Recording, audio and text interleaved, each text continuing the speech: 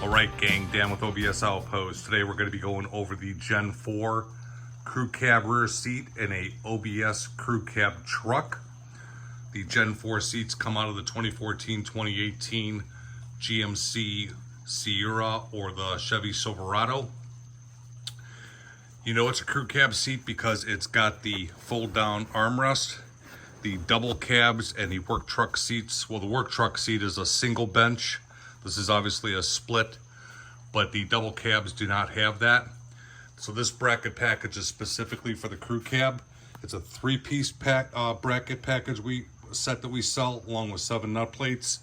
If you have a double cab, it's going to only include the center riser because the outside brackets are flat. The crew cabs actually kick up, so they need a riser on the outsides as well. Now these are all high quality steel, laser cut. They're all CNC formed, and they're 3/16 steel. So these things are friggin' beefy, but we have to make them that way because this is a cantilever design seat. So there's a ton of stress that's put on that back bracket. Let's go ahead and get these brackets installed on the seat. That's the first step, and we'll go from there. Okay, so I went ahead, spun the seat around, flipped the backrest down, and I laid out the brackets and the orientation and how they're gonna get installed. So this is our center riser right here. That's gonna go forward. The back's gonna be towards the flat. Your driver's side over here. You can see how it's made for it perfectly. And then you got your passenger side over here. Basically the same thing. Obviously you're gonna take the bolts out.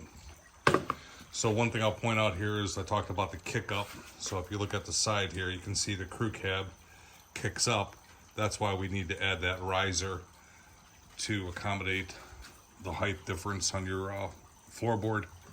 Same thing for this one right here. So this part of the bracket's gonna actually fit flush right on the floorboard. Same thing with this right here. It's the backs that is the reason for these riser brackets. So let's go ahead and get these bolts out of the brackets and get these bolted up. This part's pretty straightforward. We got your bracket here. It's got the threaded inserts already installed. Take your bolt.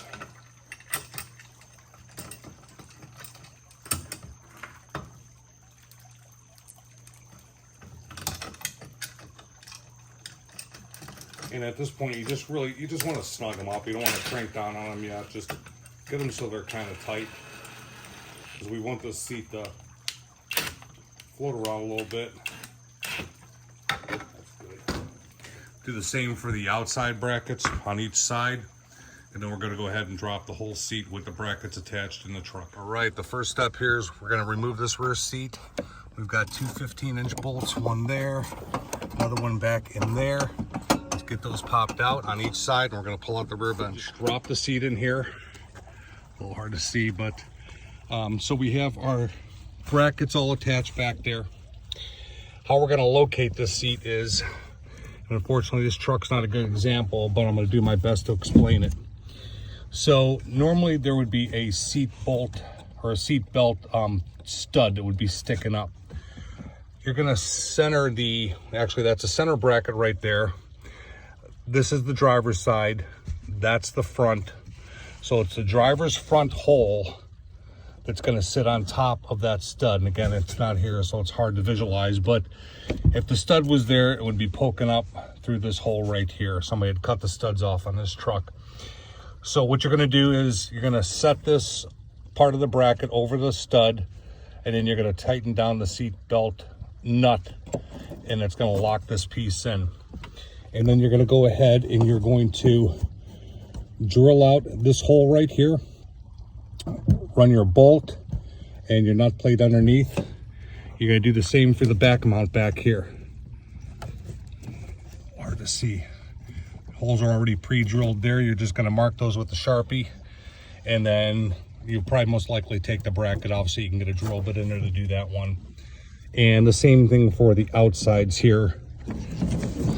Take this bracket off, and again, once you want to make sure the seats at least the first two are located down tighten down, and the back. Get this center section completely solid so that it can't move on you, so that these sides over here stay put. Take this bracket off right here and then run your drill bit straight down, because the hole is going to be right up underneath there. It's going to be hard to get to with a Sharpie to mark it there, so you can just run a Sharpie straight down through this hole. And then for the front here, you got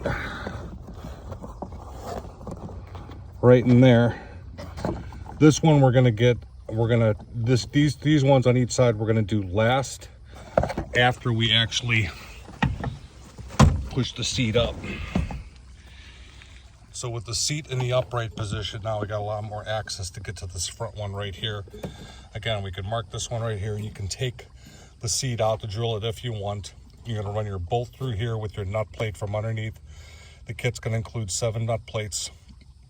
And then obviously the stud is gonna be, you're gonna have a nut for that one already on the other side. This is the passenger side we're on. So this is probably the hardest part right here of this install, is this bracket right here, which is your corner bracket, your outside rear bracket. There's going to be one on each side. We need to be able to get this nut plate. These are the nut plates up underneath here. So remember, we marked our hole right here. We haven't drilled it. So once we drill it, there's going to be a hole here. So a couple ways to do this. One way is you could use some double-faced tape, like carpet tape, and then after you get the hole drilled in here, line the hole up to it right there. Another way to do it is you could drill 2 small little holes here on each side, and then run some self-tapper screws, hold this here, and then drill through to keep this plate in place. Or you could even just do some rivets. If you got like a cheap rivet gun, go to Harbor Freight for like 10 bucks and get yourself a rivet gun. You can actually just rivet this plate right up underneath there, and that way you can go ahead and reinstall your plate there, and then the carpeting can go back, and then you can use a soldering iron to locate where the hole's at in here, burn a hole through your carpeting, and then your bracket can go right on top. You can then run your bolt through the bracket right here, and then obviously goes right into your nut plate, and then these outside ones are solid. So that's a couple different ways to go ahead and do it. Obviously the other way is to go ahead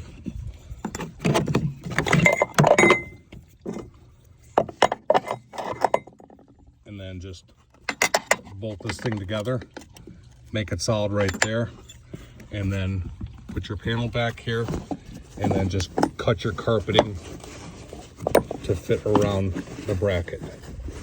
Yeah, probably just put a little slice right here and put it back in there. So there's a couple different ways to go ahead and do it.